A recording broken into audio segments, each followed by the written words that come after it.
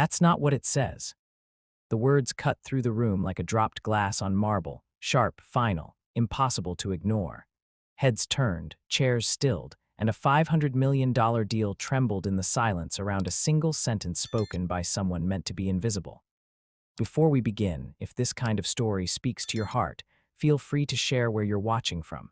It's always beautiful to see how far stories like this can travel. Enjoy the story. Chapter 1. The room where she wasn't meant to speak. The 82nd floor of the Aurelius Tower was all silver spoon and crystal glass. The kind of room where the city lights poured in and softened the cruelty of men who smiled when they lied.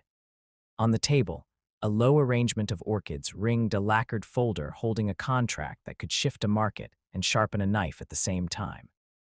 Clara kept her shoulders straight, the tray steady, her hands tight around the stems of wine glasses that cost more than her week's rent. Her black dress had no pockets, her apron barely held a pen and a notepad. The manager had told her before service with the kind of smile that always hid a warning: keep your eyes down, keep the drinks full, keep quiet. She could do two of those things, maybe all three if there hadn't been a door to a past tucked in that folder.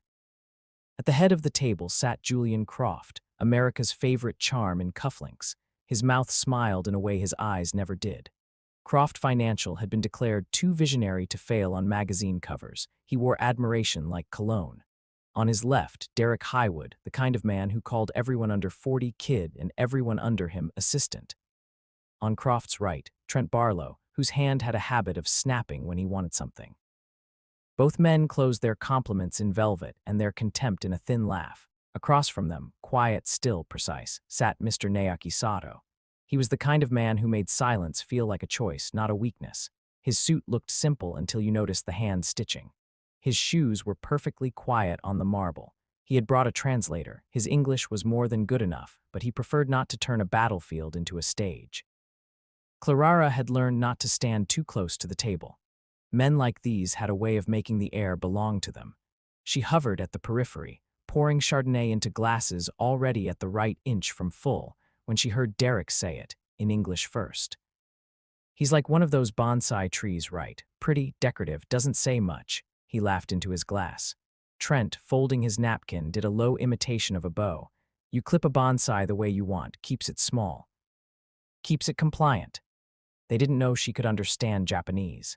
They didn't know she would hear them when they switched languages, assuming their mockery would slip past him as it slipped past everyone who made their living bringing other people silver.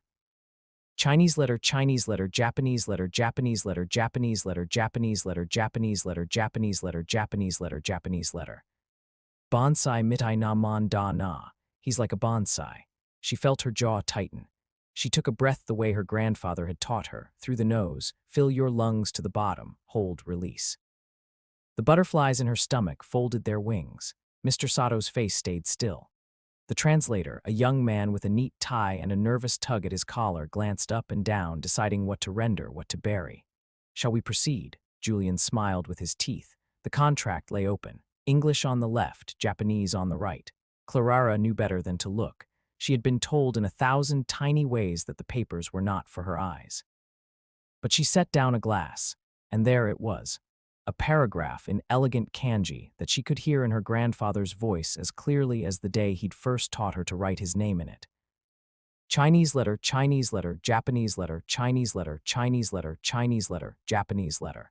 Chinese letter, Chinese letter, Chinese letter, Japanese letter, Chinese letter, Chinese letter, Chinese letter, Chinese letter, Chinese letter, Chinese letter, Japanese letter, Chinese letter, Japanese letter, Japanese letter.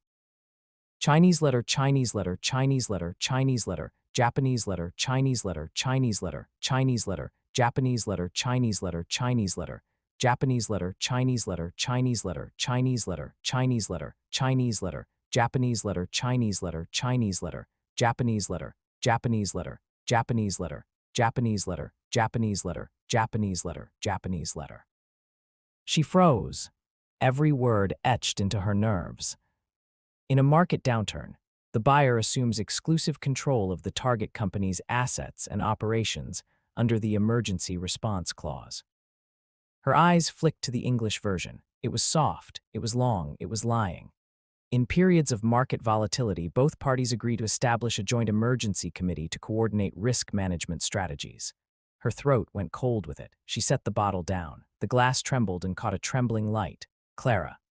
Her manager's voice hissed from somewhere behind a column. She ignored him. Julian's pen hovered over the signature line. Mr. Sato lifted his mirror. The translator cleared his throat, the sound too loud. Clara didn't mean to speak. It could have been a thought she accidentally let out, like a secret that had waited too long. That's not what it says. She hadn't raised her voice. She didn't have to. The room went quiet the way a room does when everyone wants to believe they didn't hear what they heard. Julian's eyes slid toward her like a knife. "Excuse me." Clara took one step toward the table. Her blood had a drumbeat. She swallowed. "The Japanese version grants exclusive control to the buyer if there's a downturn. The English doesn't say that. You made it sound cooperative. It isn't." Derek's laugh broke too loud. "She read it. That's cute." Trent snapped his fingers at her as if she were a dog. "Back to the kitchen, sweetheart." Mr. Sato did not move, not a muscle. But a hand lifted, just slightly, in the easy gesture of a man redirecting a river. This hand carried the weight of $1 billion private conglomerate. It made silence sit up and pay attention. He spoke in Japanese, voice low, steady.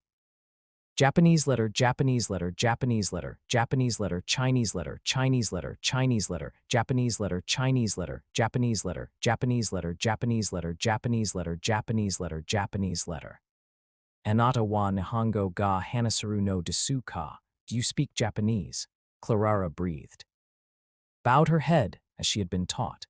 "Japanese letter, Japanese letter, Chinese letter, Japanese letter, Japanese letter, Japanese letter, Japanese letter, Japanese letter, Japanese letter, Japanese letter, Japanese letter, Chinese letter, Japanese letter, Japanese letter, Japanese letter, Japanese letter, Japanese letter, Japanese letter, Japanese letter, Chinese letter, Japanese letter, Japanese letter, Japanese letter.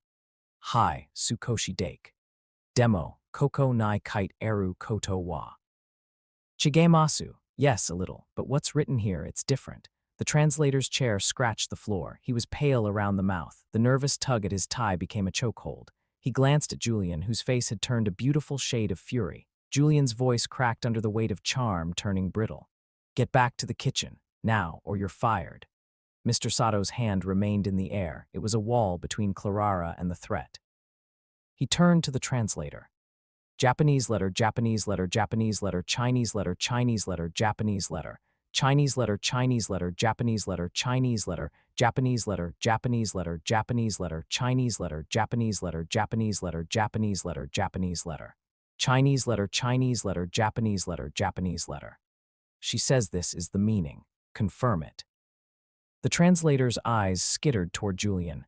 His Adam's apple bobbed. He opened his mouth, closed it. Sweat collected under his hairline. He looked at the clause. He looked at the English. His breath made a small, embarrassed sound. It's standard in Japan to include. Is it the same?" Mr. Sato asked again, quietly. It was the kind of quiet that named a life for what it was.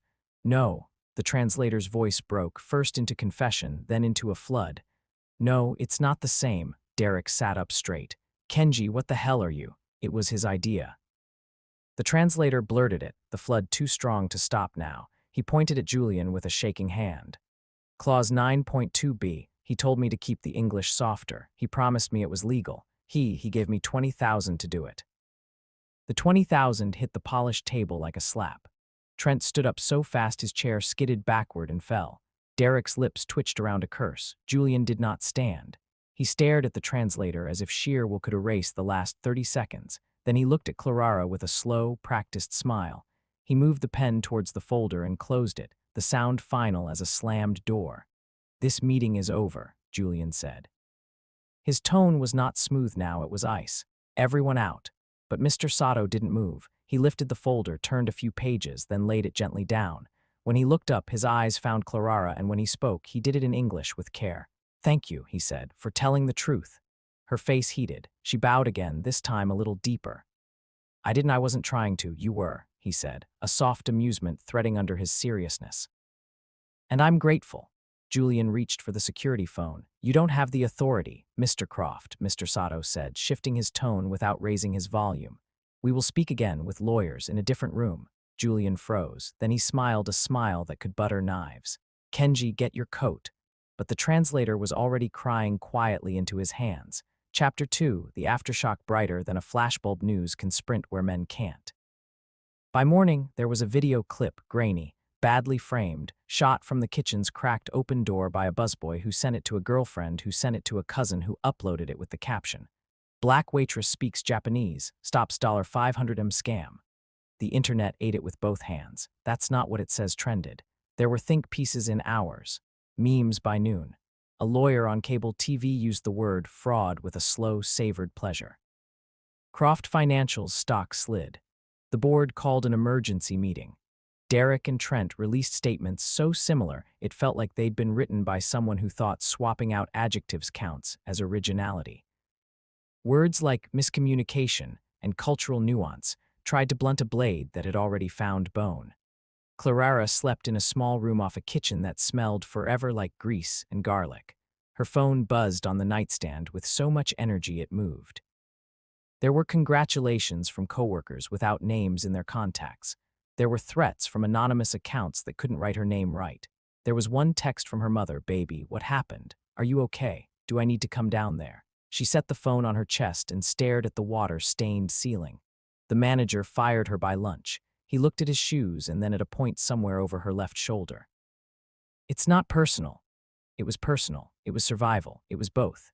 She walked out into a winter sun that felt like it had nowhere to be. The city sounded sharper, the honk of a horn, the bus brakes, the two women laughing on the corner, the high ring of a bicycle bell.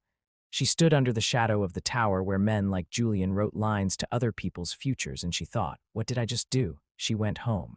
It was a third-floor walk-up with a window that stuck. Her mother wasn't there. The afternoon shift at the nursing home ran long. She put a kettle on the stove like putting one foot inside a ritual could keep you from falling down. Her phone buzzed again. Unknown number. She let it ring out. When it rang again, she answered because her grandfather had always said, don't ignore the door if someone knocks twice. It might be opportunity. It might be danger. Either way, meet it standing. Hello, Miss Carter. The voice was precise, calm, Japanese, inflected with years abroad. This is Naoki Sato. The sound felt like a folded paper sliding into her chest. She gripped the phone harder. Mr. Sato, I would like to see you, he said. If you're willing. There is tea at 3. The address will be sent. She looked at the kettle. Yes, she said. I'd like that. He sent a car she did not get into immediately because her mother had taught her caution. She took a picture of the license plate. She texted her a location. She sat on leather that felt like a secret and watched a city she mostly walked through from below. The room he chose for tea was not a room that wanted to impress her. It was quiet. It held a small table, 2 chairs, and a view of a park where bare trees showed the shape of their bones to the sky. The tea set was simple. 2 cups, a pot, steam the color of gold. Mr. Sato stood when she entered, a courtesy that reset her breathing. You are brave, he said when they were seated. It sounded like a diagnosis and a compliment. I was scared, she admitted. He smiled then. Fear and bravery are not opposites. The opposite of bravery is compliance. She wrapped her hands around the cup and let the heat steady her. I don't know what happens now. You told the truth, he said. Now the truth works. She nodded without understanding until he placed a small velvet box on the table and slid it toward her. It was the kind of box that held jewelry or memory. My grandfather, he said, and when he spoke the word his voice became softer, younger, told me a story all my life. During the occupation of Yokohama, he was 17. He was hungry. He was angry. He had lost more than he had words for. A black American soldier gave him water, bread. He carried him from a collapsing building. He told him his name was Raymond Carter and he wanted to be a teacher when he got home. Her breath blew out like a prayer. She sat forward without meaning to.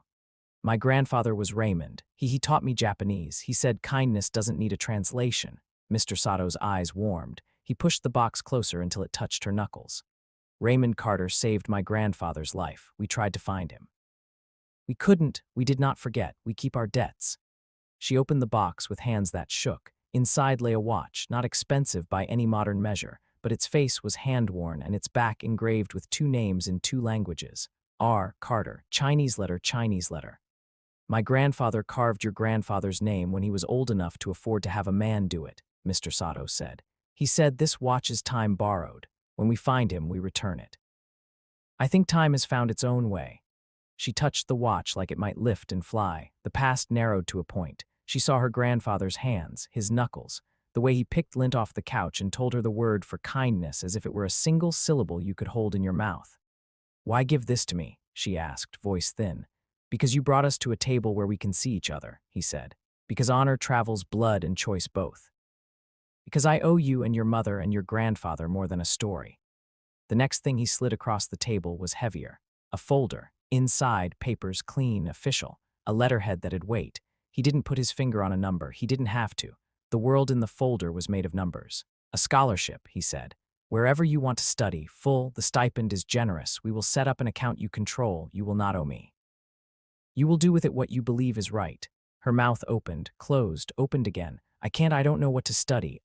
You will," he said. "People always know, they just need air." She laughed then, a broken sound that shook something loose. "And my mother.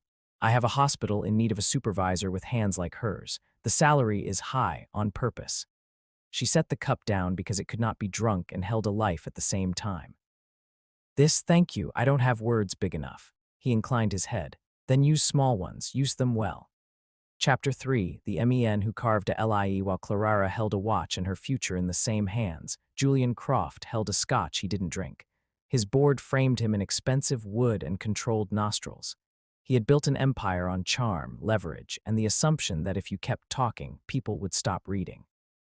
The internal counsel cleared her throat and introduced phrases like discrepancies, irregular clauses, and translation asymmetry. The CFO, a reasonable man with an unreasonable fear of handcuffs, produced emails that looked bad under fluorescent lighting. Julian kept smiling. He'd learned to do it as a boy when smiling made adults suspect you were harmless. He turned it on like a light.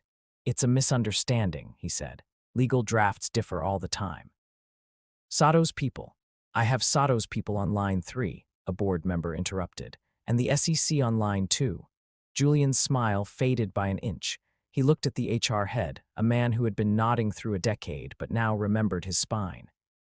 He looked at Derek and Trent, who looked back with the eyes of men who could see their reflections in a window and mistake them for someone else's problem. "You're suspended," the chair said. Her voice contained none of the air she lent to parties and magazines. "Pending investigation." Julian leaned back, laughed quietly. "You can't suspend me." "We just did." He stood. He had practiced standing like this, casual, powerful, above consequences. It still worked at parties. It did not work in a room where truth had a seat. "Kenji's lying," he said. "You paid him." Kenji turned over payment records, the counsel said. "They have your signature." Julian sat. The glass sweated in his hand. On the street, a teenager with a cracked screen watched clips of Clara speaking Japanese 3 times in a row and felt something like electricity stand up in his ribs. In an office halfway across town, a middle manager from a third-tier agency forwarded the clip to her mother with a prayer hand emoji and a caption, "This is why you taught me." People wrote, people shouted, people believed. Sometimes the world's tide shifts because of money. Sometimes because of a sentence. Sometimes both. Chapter 4, the memory of water. It was not until the bus stop bench that night that Clara let herself cry. Someone had scrawled a heart into the paint, and someone else had carved through that heart with a sharp key. She ran her thumb along the groove and thought about how the stories people tell themselves cut into the world. Her mother arrived in a rush of black sneakers and scrubs. "You okay?" Clara nodded into her shoulder and then shook her head and then nodded again. "You did the right thing," her mother said, holding her until the wind quit moving. "Whatever it costs, you did the right thing. He offered us." She pulled back to look at her mother's face to see if she was land or wave. "A scholarship, a job." Her mother's lips trembled, her cheeks wet before she lifted her hands to wipe them. "People always told me the world was going to notice you," she said. "I didn't know it would be like this." They went home, sat on the floor, took off their shoes and put their feet under the cheap coffee table, opened the folder again like it might disappear if they blinked. They read line after line in a world that finally had rooms they could enter. They didn't shout. They didn't pray out loud. They sat with it like you sit with the ocean. Let it roll in. Let it roll out. Let it be big. At midnight, her mother stood. "We'll accept," she said. "We'll be grateful, we'll be careful, and we'll keep our names." They wrote an email together. It contained more thank you than any other word. 5 minutes after midnight, a reply came. Mr. Sato had written it himself. It contained fewer words than theirs. It contained warmth. "Raymond used to say," her mother murmured after she read it, "that honor meets you in the places where pride thinks it lives." Chapter 5, The grace of small things. Clara toured universities with her mother in spring rain.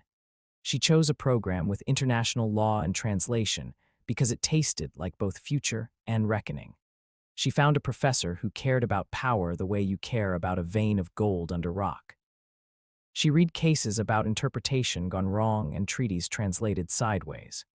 She read about wars that started because a comma was misplaced and lies that got fat on the assumption nobody was reading the small print. She pushed until she could recite the difference between equivalence and loyalty in translation without looking at her notes. She joined a movement of interpreters who promised not to be invisible just because they were supposed to be transparent.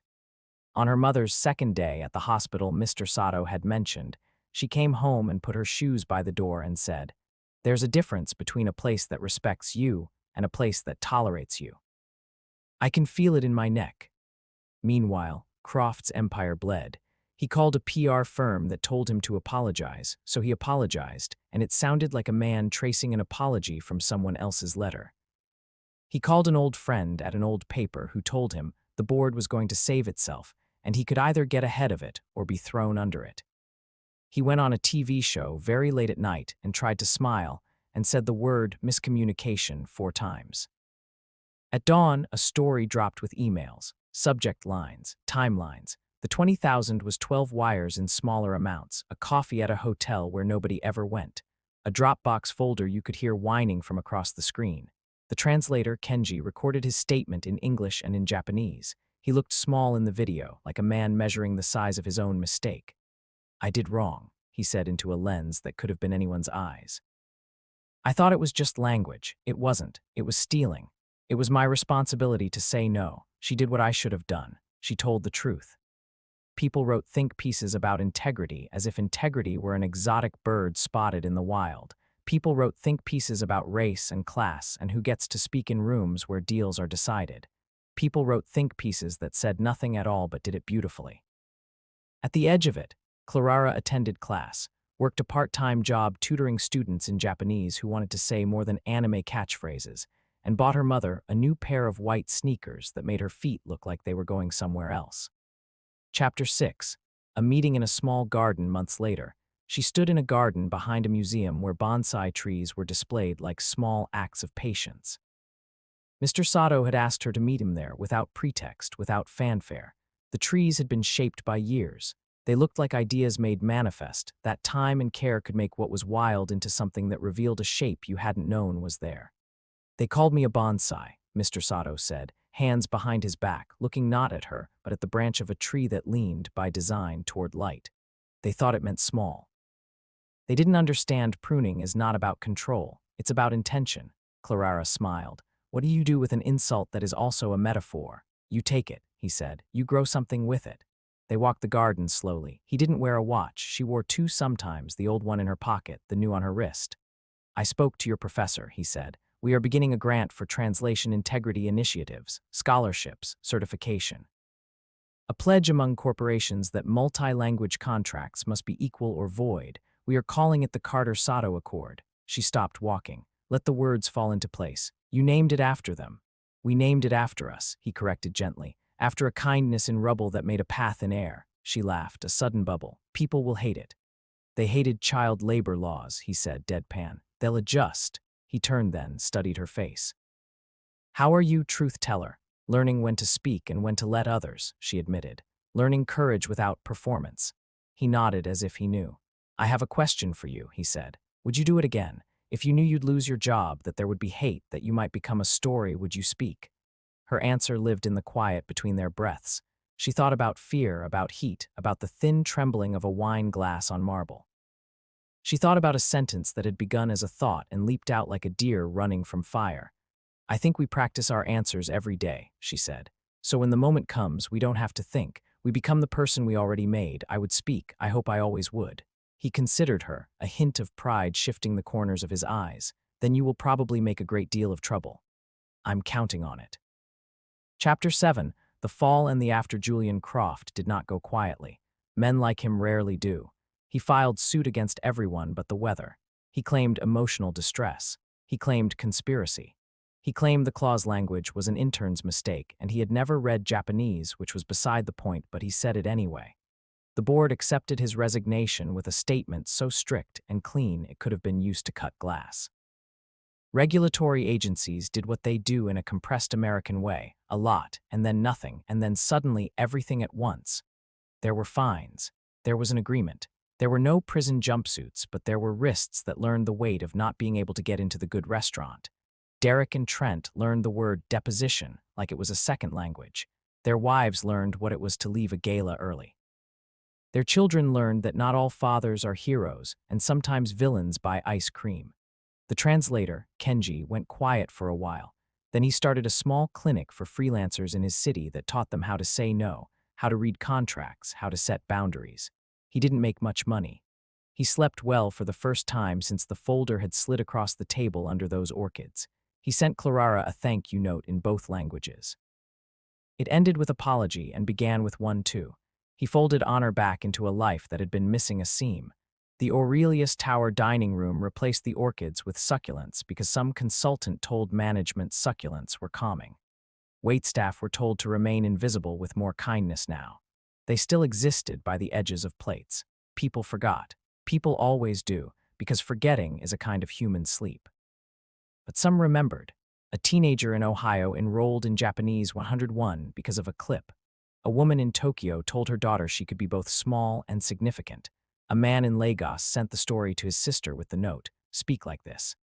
Epilogue. A sentence is an ACT on a hot day in late August. Clara and her mother flew to Yokohama. The city glowed the way cities do when they have rebuilt and rebuilt that rebuilding becomes a kind of pride. They found the street her grandfather had described, the market stalls, the smell of fish and diesel and something sweet she could not name. They found a small house whose door frame had been replaced more times than anyone could count. Inside, on a shelf, was a photograph, two boys, one with hair parted clumsily by a hand that loved him. The other with a helmet, his mouth curved like he didn't know how to show his teeth yet. The back of the photograph had a note in 2 languages. "Thank you, come home safe." They met Mr. Sato's father. He held their hands long. He thanked them for a life that had held him long enough to make a son. In a park by the water, Clara opened her notebook and began to write. She wrote about sentences that hold worlds, about the power of small, steady voices, about the way translation is not just word to word, but life to life. "That's not what it says," she wrote, "and sometimes we are the thing it is not saying." She read the words aloud to her mother, who nodded like a person sitting with the ocean at their feet. The watch rested on her knee. Its hands moved like any watch does, quietly, stubbornly. Later, she would go home and begin work at a clinic, teaching. She'd join Mr. Sato in drafting the Carter-Sato Accord, and she'd sit across tables from men who smiled too much and women who didn't smile at all. She'd push for dual language equals, for clarity, for the right to remain whole. She'd fail sometimes. She'd succeed more than she expected. And sometimes, in rooms where someone tried to turn a person into a bonsai because smallness can be arranged, she would plant her feet and remember, pruning is not control, it's care. She would ask herself, every time the tightness came, the question she now kept as a talisman: would you stay silent or would you speak up? She'd answer the way her life had taught her to. I will say what is true, even if my voice shakes. I will name what is theft and what is honor. I will not let translation be a weapon when it can be a bridge. She tucked the watch into her pocket, where it ticked against her thigh, steady as the beat of a drum. Some nights she would dream of a table, orchids, a folder. She would open it. She would read. She would lift her head and say the same sentence that had started the avalanche that became a rebirth, the one that made a man drop a pen, that made another raise a hand, that made a girl without a pocket find a future that fit. That's not what it says. And the world, because the world can be taught, would listen. If this story resonates with you, tell me, would you have stayed silent or spoken up? Share where you're reading from, and if you believe quiet voices can carry the loudest truth, pass it on.